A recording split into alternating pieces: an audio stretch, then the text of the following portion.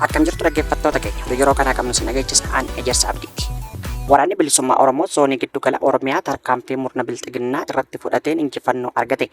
Waraanni bilisummaa Oromoo zoonii giddu gala Oromiyaa lixaa shaggar aanaa Meettaroobii magaalaa Qaxqaxxoo fi lixa shaggar aanaa Gindabarat magaalaa Culullee jedhamu keessatti fudhateen injifannoo boonsaa galmeessee jiraachuu beeksise. Tarkaanfii lixa shaggar aanaa Meettaroobii magaalaa Qaxqaxxootti fudhatee kanaan waraana murna bilxiginnaa irraa nama 14 yoo ajjeesu 8 ammoo madoo dandammee hin qabneef saaxiluu beeksisee jira. Waraanni bilisummaa Oromoo zoonii giddugala Oromiyaa tarkaanfii kana itti fufuun lixa shaggar aanaa Gindabarat magaalaa Culullee jedhamu keessatti fudhateen waraana murna bilxiginnaa irraa nama 23 yoo ajjeesu nama 19 ammoo madoo jabduuf saaxiluu beeksisee jira. Kana malees meeshaa waraanaa garee fi dhuunfaa harkaa micciiree hiikee jiraachuus beeksisee jira.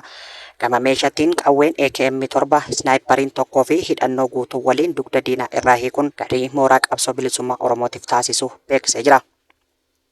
Godina Matakkal aanaa Gaalessaatti waraanni barataa kutaa afuraffaa baratu irratti reebicha hamaa raawwachuun beekame. Godina Matakkal aanaa Dibaaxii ganda Geeshee irraa torban lama dura waraana riphqee fi qabeenya isaanii irraa buqqifamanii warreen aanaa Gaalessaa qubatanii jiran irratti waraanni mootummaa dararaa hamaa raawwachaa jiraachuu jiraattonni nuuf himanii jiru.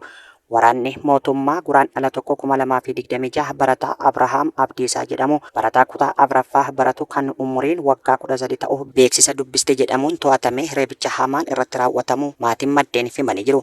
Barataa Abrahaam Abdiisaa beeksisa aanaa Gaalessaa konkolaataan kamuu uummata deddeebisuu akka hin seenne jedhamee kan mootummaan maxxanfamee dhaabbatee osoo dubbisuu waraanni mootummaa to'atamee gara kaampii waraanaa geeffamuun halkan reebaa bulanii irratti laaffatee du'aaf jireenya jidduu jiraachuu maatiin akka fuudhuuf baasii guutuu namni ijaan argee dubbatanii jiru. Akka namni ijaan arge jedhutti barataa Abrahaam Abdiisaa yeroo ammaa reebicha irratti raawwatameen maatiin gara hospitaalaa geessee jiraatus du'aa fi jireenya gidduutti jiraachuun beekamee jira.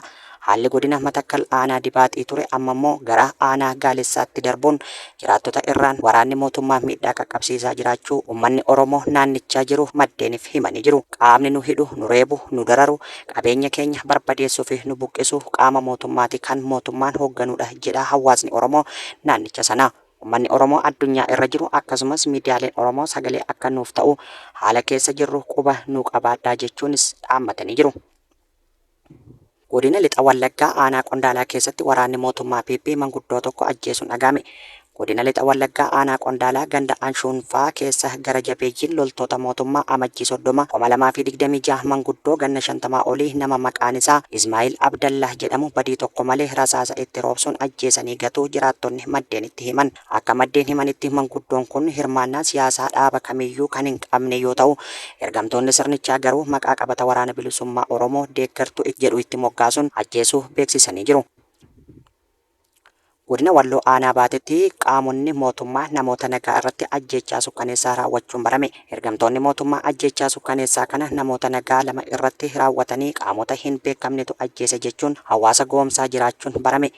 Godina Walloo aanaa Baatee magaalaa Baatee fi baadiyyaa aanichaa keessatti amajjii 27 fi 28 2026 gara jabeeyyiin ergamtoonni mootummaa PP namoota nagaa lama irratti ajjeechaa rifaasisaa hawaasa aanichaa ittiin jilchuuf yaadame kan raawwatan yoo ta'u amajjii 30 2026 ammoo fuula ashaboon dhiqachuun karaa waajjira koominikeeshinii isaanii fi faarsi bultoota isaanii olola sobaa akka tamsaasaa oolaniif qacaratanii gadi ba'anii namoonni nagaan lama aanaa kanatti du'an qaamota ammaaf eenyummaan isaanii adda hin baaneen ajjeeffamaniiru. Nuti ammoo namoota yakka kana raawwatan jala buunee qorachaa jirra jechuun haqa miidhamtoota kana haaluu fi hawaasa bal'aa ittiin sobuuf hojjechaa jirus jedhamee jira. Abbaa amantii dabalatee namoonni nagaan lama aanaa Baatee magaalaa Baatee fi baadiyyaa aanichaatti kan ajjeefaman kunneen ifaan ifatti hidhattoota mootummaatiin akka ajjeechaan kun irratti raawwatame ta'uu osoo hawaasni beeku dhugaa namoota kana akkuma haqa ilmaan Oromoo hedduu dhoksaa as ga'an kanas dhoksuuf qaama ammaaf hin beekamnetu ajjeese jedhanii uummata sobuuf yaaluun ofii isaaniif of sobuudha jechuun jiraattonni aanichaa dallansuudhaan dubbachaa jiraachuu maddeen keenya godinichaa beeksisanii jiru. Godina Wallagga Bahaatti dabballoonni hedduun faayidaa fi sababoota garaagaraatiin hidhattoota finxaaleeyyii faannoo waliin hidhata tolfatan rakkoo godinichaa akka hin furamne gumaacha olaanaa taasisaa jiraachuu maddeen godinichaa himan. Caasaan mootummaa sadarkaa naannoo fi federaalaa jiru immoo Humni finxaalessi faannoo kana qabatee uummata ittiin doorsisaa jiraachuu fedha. Humni kun akka baduu hin barbaadu kan jedhan immoo qondaala nageenya olaanaa naannoo Oromiyaati. Kana malees caasaan mootummaa federaalaa gartuuleen siyaasaa naannoo Amaaraa hufachiisuu waan hin feeneef waan finxaaleeyyiin Wallaggatti godhaa jiran furuuf fedhii dhabe jedhan. Jiraattonni gandichaa maddeeniif odeeffannoo kennan caasaan nageenya aantummaa uummataa qabu hidhattoota finxaaleeyyii faannoo irratti tarkaanfii fudhachuuf wayitaa socho'an dabballoonni mootummaa hojii kanaan faallaa hojjetan hedduudhas jedhan. Miseensonni humna farra riphee lolaa Oromiyaa poolisoonni fi milishoonni naannawa sanaa aantummaa qaban warra faannoo loojistikiin gargaaruu fi warra haleellaa faannoo keessatti hirmaatu yeroo qaban ajaja dabballoota mootummaatiin akka gadhiifaman ta'a jedhan. Tibbana humnoonni nageenya aantummaa uummataa qaban magaalaa Angar guutee fi naannawa sanatti hidhattoota finxaaleeyyii faannoo namoota nagaa fakkaatanii socho'anii fi warra hidhattoota finxaaleeyyii kanneeniif loojistikii dhiyeessu irratti hordoffii godhanii akka qaban maddeen ni himu. Garuu immoo ajaja dabballootatiin namni to'atame akka gadhiifame miliqu ta'a jedhan. Magaalaan Angar guutee bakka hidhattoonni finxaaleeyyiin faannoo itti maddeeffatanii jiraatan ta'uu maddeen naannichaas himanii jiru.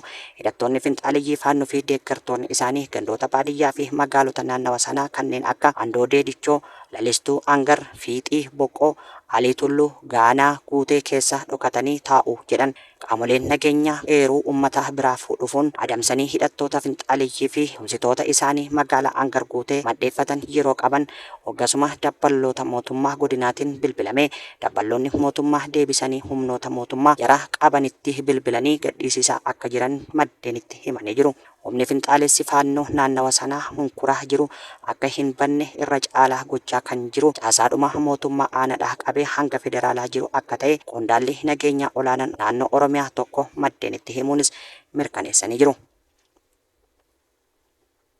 Ogeeyyii fayyaa bulchiinsa magaalaa Shaggar kaffaltiin yeroo hojii sa'aatii dabalataa duwiitiin erga kaffalamee fi baatiiwwan lama ol ta'uu komii qaban ibsan. Ogeeyyiin fayyaa godinaalee Oromiyaa mara keessatti gaaffii kaffaltiin sa'aatii dabalataa duwiitiin kaffalamaa fi akka hin jirre ibsuun mormii gaaffii mirgaa gaafachuu erga eegalanii ji'oota lakkoofsisuun kan beekamudha.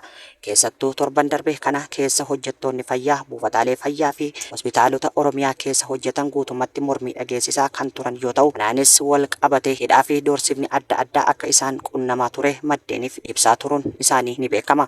Bifuma wal fakkaatuun ogeeyyiin fayyaa magaalaa Shaggaris mormii isaanii dhageessisaa jiraachuun barame. Ogeeyyiin fayyaa maddeeniif yaada isaanii kennan akka jedhanitti mootummaan ofumaa qajeelfama baasii cabsee duwiitii iskeelii mindaa duraaniitiin isiniif kaffalla nuun jedhee jechuun dubbatan.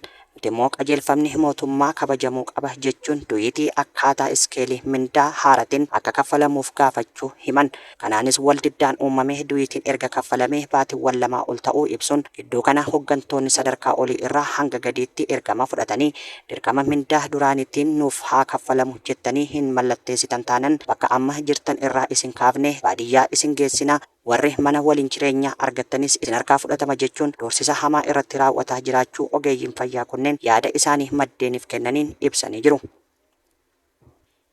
Bulchiinsi yeroo Tigraay walitti bu'iinsi humnoota federaalaa waliin godhame kan ta'uu hin malle ture jedhe. Bulchiinsi yeroo Tigraay walitti bu'iinsi tibbana mootummaa federaalaa fi humnoota Tigraay jidduutti uumame kan ta'uu hin qabne ture jedhe. Sababa walitti bu'iinsa kanaan addaan kan cite balaliin daandii qilleensa Itoophiyaa akka jalqabuufis mootummaa federaalaatiif gaaffii dhiyeessuus beeksisee jira. Bulchiinsi yeroo naannoo Tigraay Leetinaal Jeneraal Taaddasaa Wardaatiin hoogganamu kun kan kana jedhe ibsa haala yeroo ilaalchisuun dilbata Guraandhala 10/2026 baasen ture. Humnoonni Tigraay fi raayyaan ittisa biyyaa jalqaba torban darbirraa kaasanii walitti bu'iinsa keessa galanii turan. Koomishiniin mirgoota namooma Itoophiyaa dhuma torban darbee ibsa baasen walitti bu'iinsi kan muddate bakka naannolee Tigraay, Affaarii fi Amaaraa wal daangessutti akka ta'e beeksisee jira. Bakka naannoleen Amaaraa fi Tigraay kiyya jechuun irratti wal kan falman Tsallaamat keessatti bakkeewwan argaman Maayii, Daagush, Mancaaraa fi bakkeewwan biraatti meeshaalee waraanaa gurguddaan walitti bu'iinsa gaggeeffamaa akka tures gabaasni koomishinichaa ni ibsa. Jimaata halkanii fi sanbata ganama haleellaa diroonii giddugaleessa Tigraayitti gaggeeffameen namoonni tokko yoo du'u namni tokko ammoo madaa'uu bulchiinsi yeroo Tigraay mirkaneessee ture. Gama biraatiin ammoo bulchiinsi yeroo Tigraay dilbata bitootessa 2026 halkan ibsa baasen sababni walitti bu'iinsa kanaa gaaffiin Tigraay bifa waaraa ta'een deebii argachuu dhabuurraa kan ka'edha jedhe. Egaan hordoftoota keenya oduun har'aaf qabnu asirratti raawwannee jirra. Qophiilee keenya biroo waliin turtii gaarii isiniin jenna.